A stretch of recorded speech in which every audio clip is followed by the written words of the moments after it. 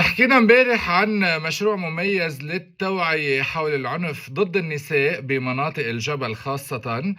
ترافق هالمشروع مع حملة إعلانية كبيرة ومسرحية مستوحاة من قصص الناجيات تعرف عليهم هالمشروع. بعد شوي رح اتصل بمعدة ومخرجة المسرحية لينا أبيض، وامبارح كانت معنا رئيسة جمعية الاتحاد النسائي التقدمي منال سعيد، اللي وعدت اليوم جرب أحكي مع السفير الألماني لنشوف أول شي شو وضع التمويل، وتاني شي لنشوف يعني شو رأيه بهالمسرحية وبهالتجربة بشكل عام. هلا ما بعرف كيف بدي أمرق موضوع التمويل، بس لبسنا الجاكيت لأنه رح نحكي السفير. لما اتصلت كرمال المقابلة توقعت اللا قبل النعم، خاصة انه بعد ما كان معروف على اي توقيت ماشي لبنان والسفارة. انا سعيد اليوم بانه السفير الالماني يوافق يكون معنا عبر صوت كل لبنان الا نقول له بونجورين. السفير أندرياس كيندل حضر المسرحية بعرضها الأخير بالجامعة اللبنانية الأمريكية ببيروت، ورح أسأله إضافة إلى المسرحية عن اهتمام ألمانيا بدعم القضايا الاجتماعية بلبنان، ومنهم موضوع مناهضة العنف ضد المرأة. سعادة السفير، جوتن مورغن. Guten Morgen, Zaven. Bonjouren, how are you doing? I'm fine, you? I'm fine, thank you. You have to choose between Arabic, English or German. Yalla, let's try German first and then we go to English. Okay, I'll pass then. the quickest time I pass ever. We met at LAU. You were watching the play, and how was it? And how was seeing those stories come into life on stage in front of you? The play that Lina Abyad and her theater group were doing was fantastic. It was facilitated by GIZ, a German development agency, and it is a play that portrays real stories of women and girls that have suffered from gender-based violence.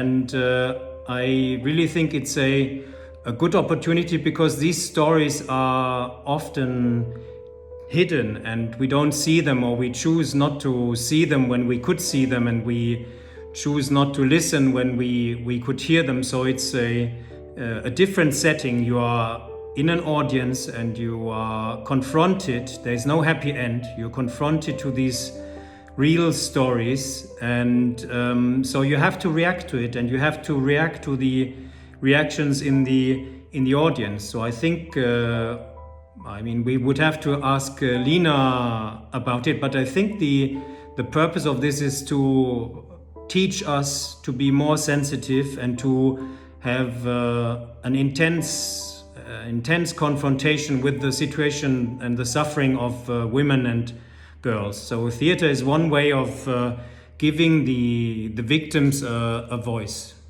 نعم. لكل اللي مفكرين حالهم عم يسمعوا على البي بي سي، انتوا عم تسمعوا صوت كل لبنان، وهلا رح اعمل ترجمه وملخص لكل الحديث مع السفير الالماني. Mr. Ambassador, we will be talking to Lina Abyad in a minute. Before that, you talked about happy endings. It's just a weird feeling when you don't have happy endings in such plays, and you think that's deliberate. Absolutely, it's there is no happy ending in reality for those women and girls. We could see that in the play, and I think it is important for the audience to see it the same way. This is nothing that passes by. This is a reality these women and girls are confronted with often all their life. So it's also for the audience the feeling that there's no happy ending for the audience. You're confronted with it. I think it's a great tool to make the audience be more sensitive to those victims. Yeah. Why does Germany support Lebanese local organizations campaigning against violence, and especially with everything we're going through today in Lebanon? For us, it's a no-brainer. You know, this is about women who have suffered, and women make up half of the population, and very often their problems, their situation is not being seen enough.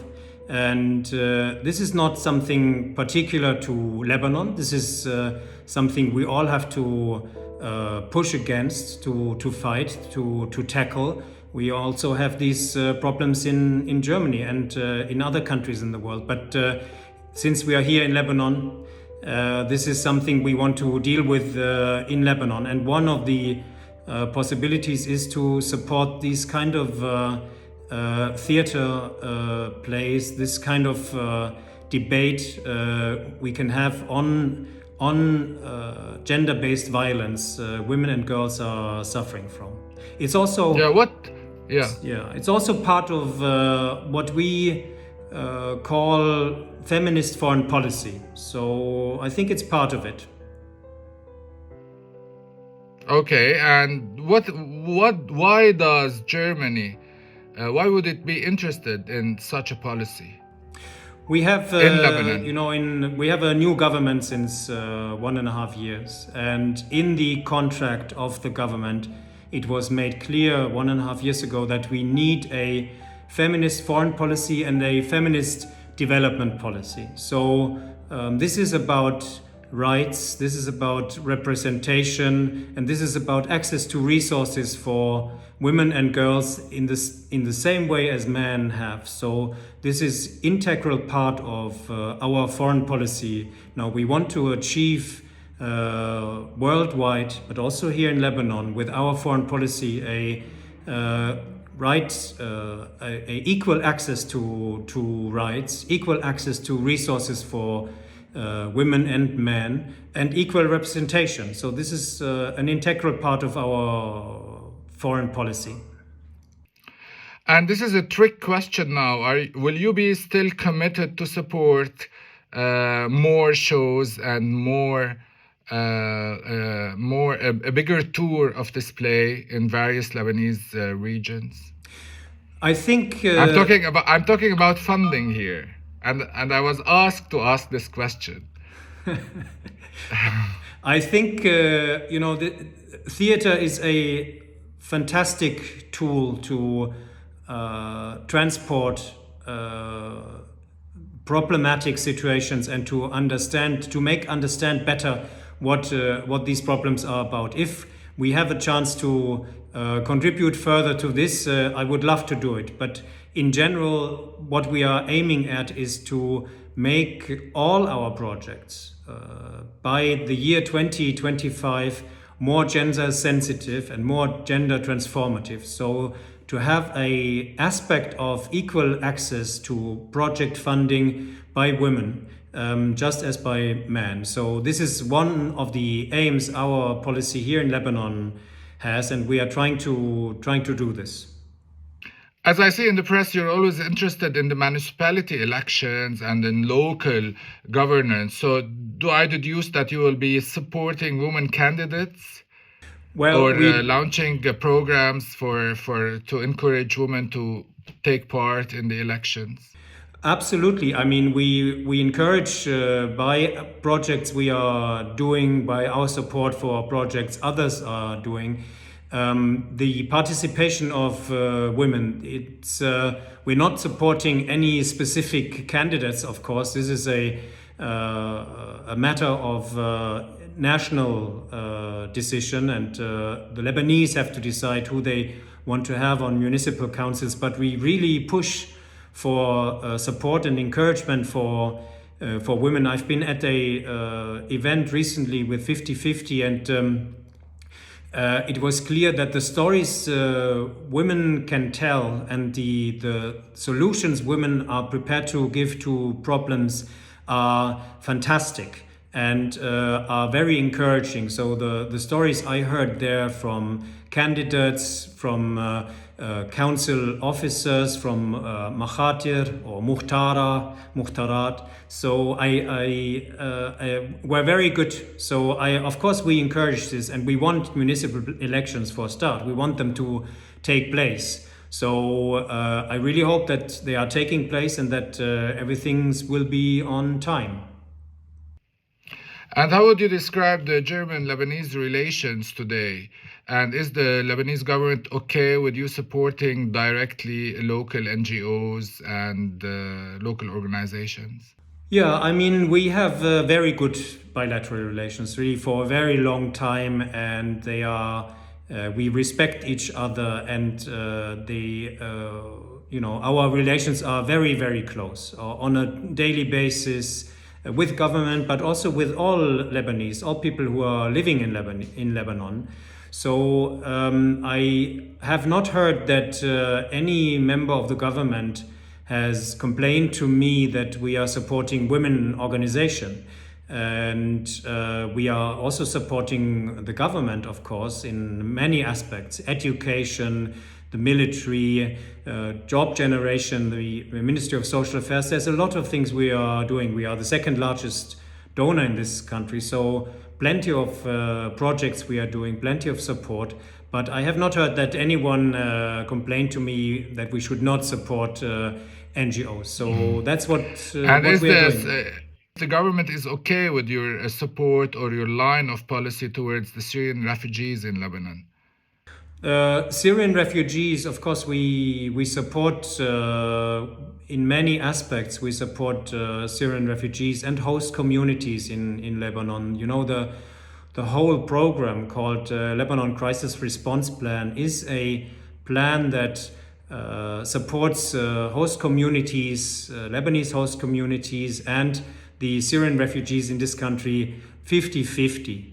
And a large part, most of what we are giving in terms of grants to Lebanon, to the Lebanese government, goes into this crisis response plan. So Syrian refugees has become it has become a problematic story in Lebanon because of the very difficult economic situation Lebanese themselves find themselves. So this is a difficult discussion at the moment, but I don't I don't see that the government is standing to their own policy of a dignified and safe return to Syria for the Syrian refugees, and we are supporting this. So by all means we can, and we have not gone down. We have not decreased our support for host communities and Syrian refugees. Last year we have given more than 200 million euro to this project in all kind of sectors. Okay. And what's the German stand on the Lebanese presidential elections? Do you see any president in the near future? It's for the Lebanese really to decide, but I can only urge members of parliament to vote for a president, because this country really needs a president. This country needs to return to a constitutional situation where a president, a government, and the parliament can work together, because we are, as the IMF said, at a dangerous crossroads, and this can only be averted. This very difficult situation can only be averted if we have all the constitutional parts in place. So definitely Lebanon needs a president, and I really hope that we will have a president as soon as possible. Any German preference, male or female? This is for the Lebanese to decide, really. We are not into the business of political engineering. That was a joke about male or female president. Oh, it's not a joke, actually. Policy. Of course, I would think this would be a great signal. We have had a female chancellor, and I think it is a great signal to have a female president. But again, this is up for the Lebanese members of parliament to decide.